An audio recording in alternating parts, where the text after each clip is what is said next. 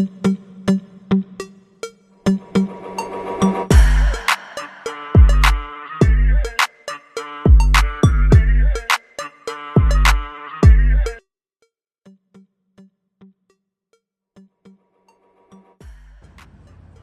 right.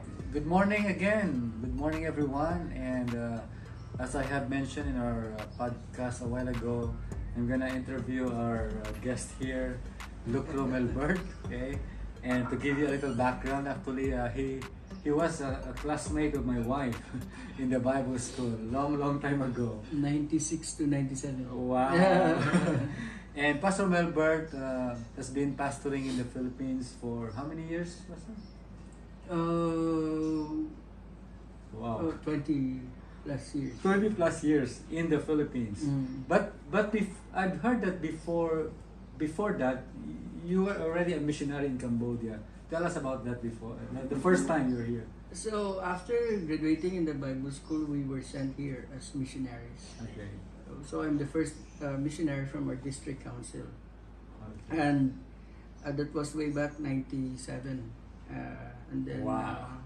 up to 99, I was So- here. I was single then. Yeah, 3 years, almost 3 years. 2 years, 2 years. yeah. That's 7 years. And Wow. then went back to the Philippines and get married. that's the first tip. It's very lonely here. And it was a different like scenario in Cambodia a long time ago, 97 compared nowadays, right? Yeah, 97. English is not really used by people, but now you can Yeah. no internet, No technology. no phones. Cell phones. Wow, I cannot imagine that. I just heard about how you do the ministry before. I was a young people then in the church because we came from the same denomination back then, and I heard about Cambodia. I heard about missionaries. I heard about you and other like the pioneers in our group who came here in Cambodia, and wow, that's a long time ago. Okay, so guys, let's welcome officially our guest today, Pastor Melbert from the Philippines, but he's pastoring and he's a missionary in a Lighthouse Christian Assembly. Lighthouse Christian Assembly in Takmau area. And Takmau is where is the development now in Cambodia, because that's where the new airport is, right? Yeah, lands are very costly now in Takmau because of the new airport. Wow, a big airport of Cambodia now. So, Pastor Melbert, just to encourage our audience, okay, here in our podcast, we invite every now and then missionary ministers and friends who can inspire people, especially those who are praying to be serving the Lord in other countries, to be a missionary probably, or go cross-culture missions, and please inspire them with your life story. So how did you become a missionary? Like how did you know the call of the Lord in mission? Yeah, prior to that, I'm a seaman graduate. Wow. And I was about to go abroad when the agency will line you up as a new seafarer. You will be surely, it's a guaranteed contract already. So I was like on the third position to go abroad. Okay. So before going Manila, there's a summer camp, and I asked my father if I could attend the summer camp. So I attended before going Manila. A church summer camp. A church summer camp. Okay. In Bacolod City. And then the Lord called me there. And instead of going Manila, I went to Rojas City to be trained as a church planter.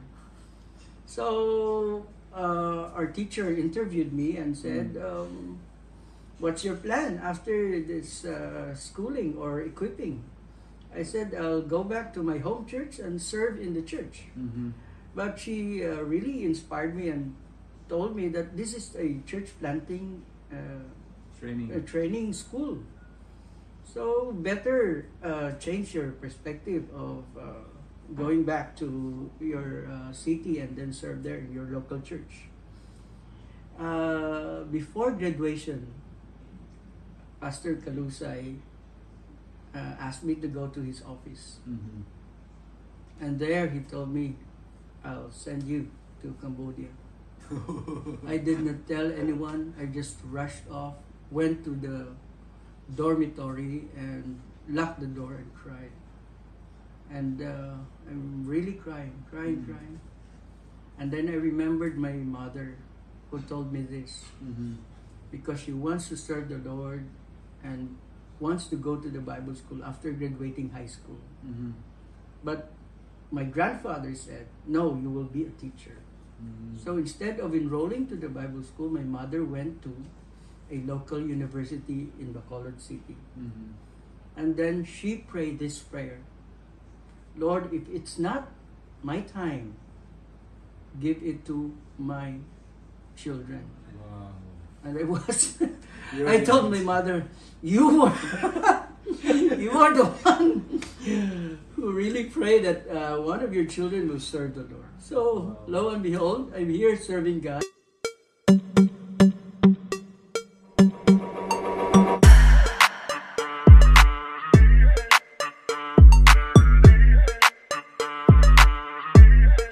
Wow. And after graduation 97, I planted a church first in Negros and then went for a cross-cultural. So you planted first, after graduation, you planted a local church Yes. in the Philippines. Yeah, in one of the Negros. biggest, one of the big barangays. Okay. How many years did you? 6 months. 6 months, and then you, You fly here in Cambodia. because that was the original plan for you to come here. Right? Yeah, and then raise fund also at that time. So I'm raising fund, and then as I'm waiting, I planted a church. Wow. And you came here the first time in 1997. 97 of October. October 1997. Wow, that was 32 years ago.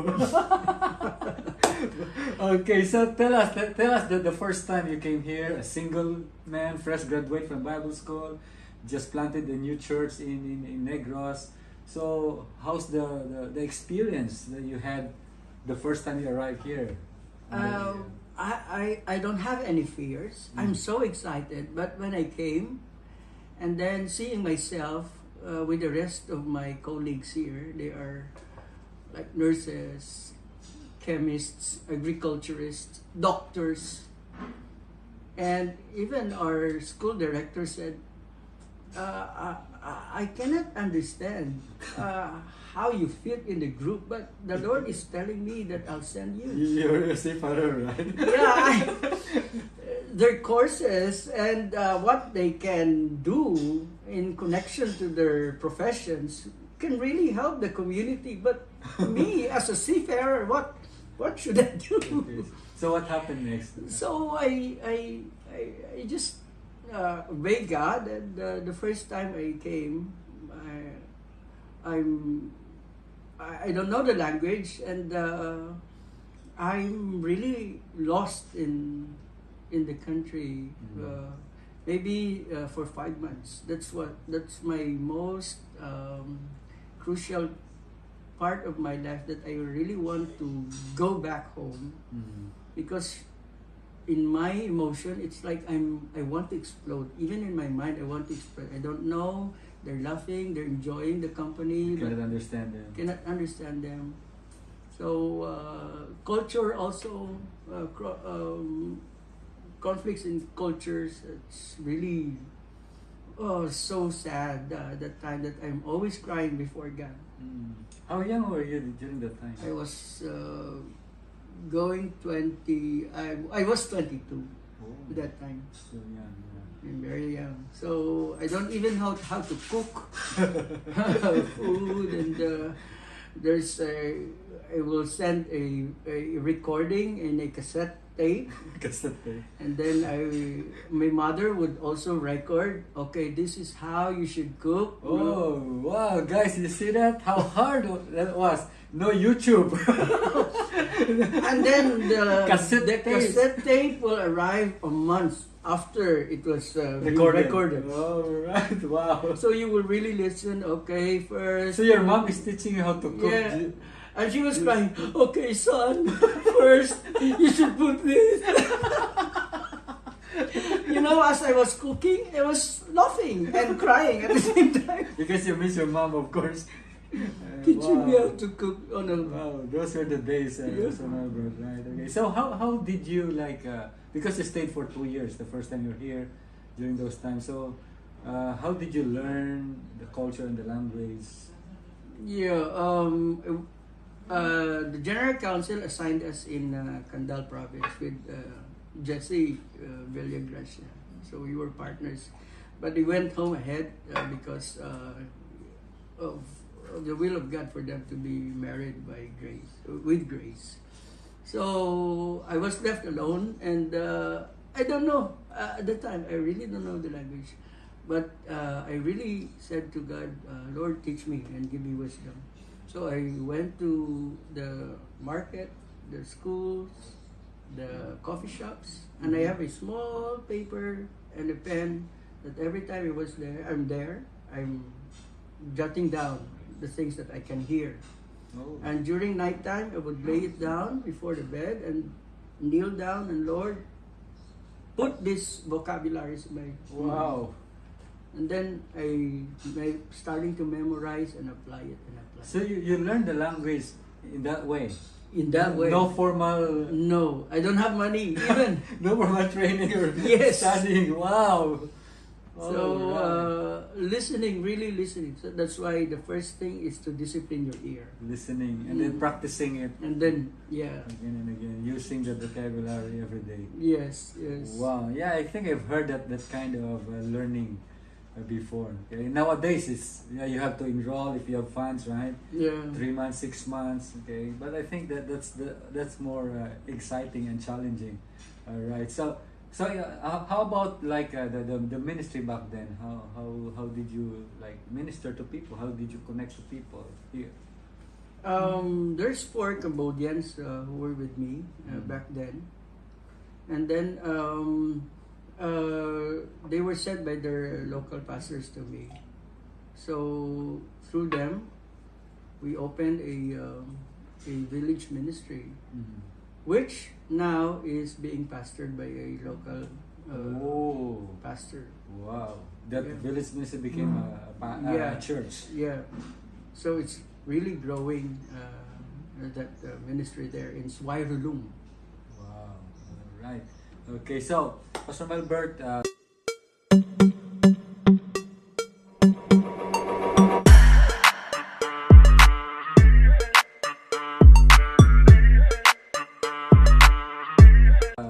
that was 30 plus years ago.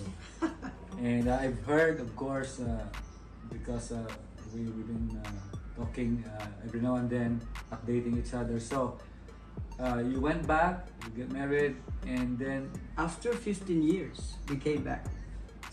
After the first 2 years, you went back, get married, and stayed there. Stayed there for 15 years. Wow. Okay. We were supposed to come back, me and my wife, but then our local pastor said, please help the church. It's so big, the ministry there.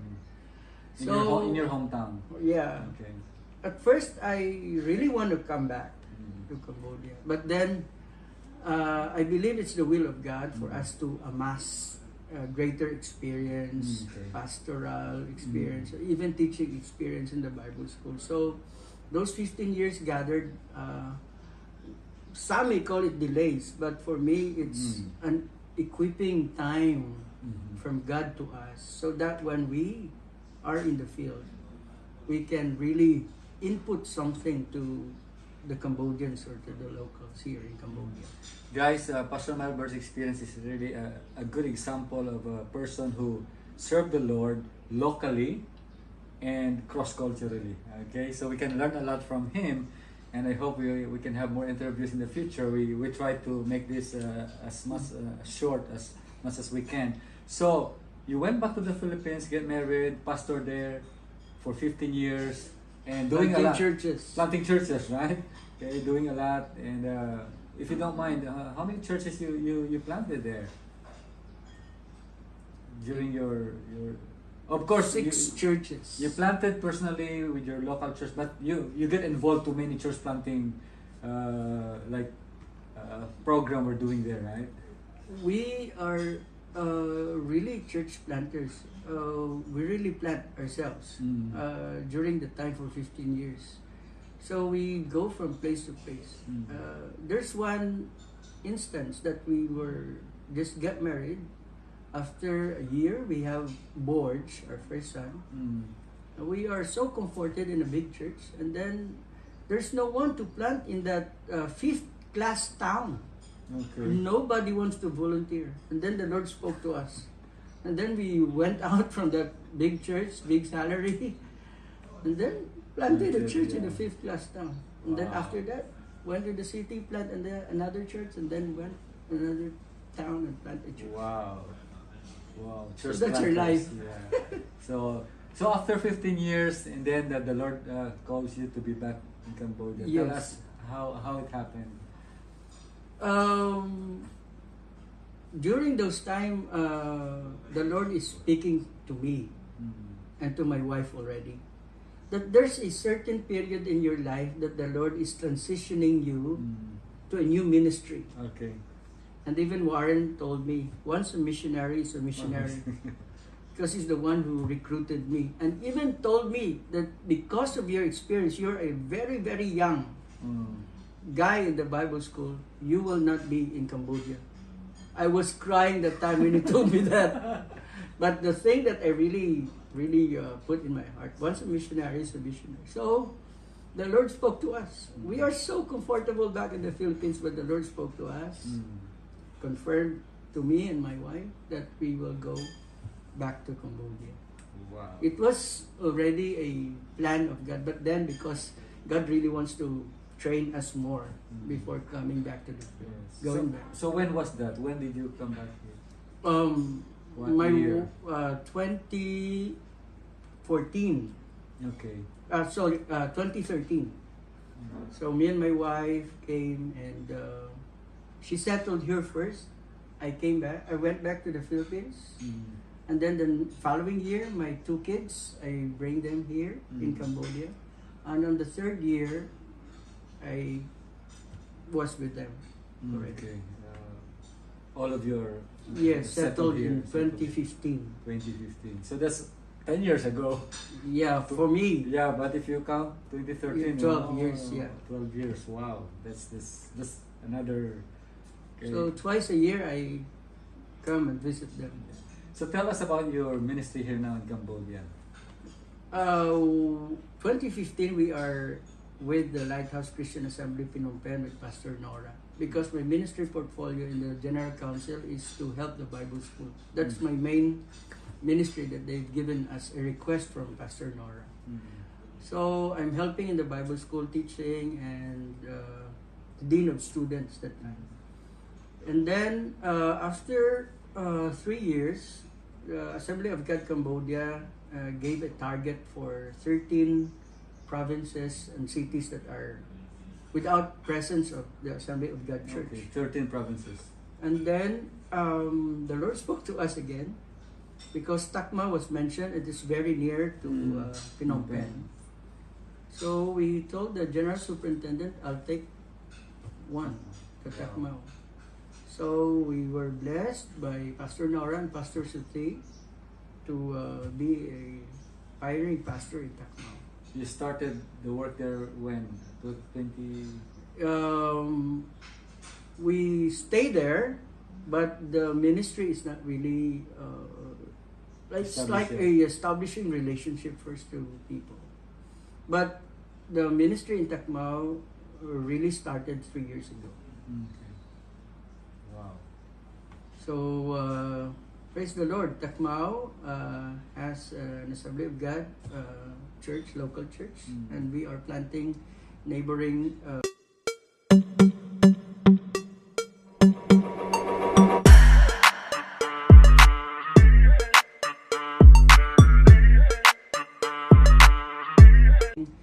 neighboring villages also right It's now. like another outreach of the Takmao Yes. Lighthouse Church. So it's like birthing another lighthouse in several stations. Yeah.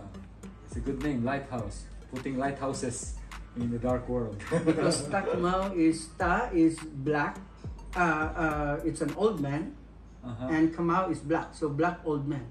Oh. So darkness. So and then Put you a lighthouse. put a light there. Wow, All right. so nice. Okay, so lastly, Pastor Melbert, thank you for your time. So inspire and encourage our listener, those who are watching us.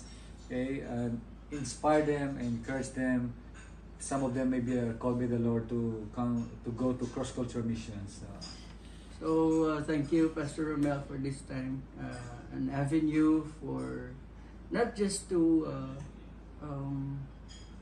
glorify God, but at the same time to inspire people to serve the Lord in these avenues of podcast and social media ministries.